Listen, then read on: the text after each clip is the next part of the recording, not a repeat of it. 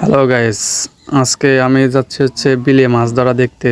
এই বৃষ্টি বাদলের দিনে কোথাও যাইতে মন চায় না, তাই ভাবলাম বাড়িতে না থেকে যাই, একটু বিলে যাই। অনেকে মাছ ধরতে আসে এই জায়গায় বড়শি দিয়ে মাছ ধরা হয়, তাই ভাবলাম দুজন মিলে যাই।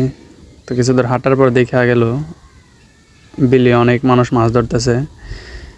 তো এই মামায় দেখি একটাও ধরতে পারে নাই।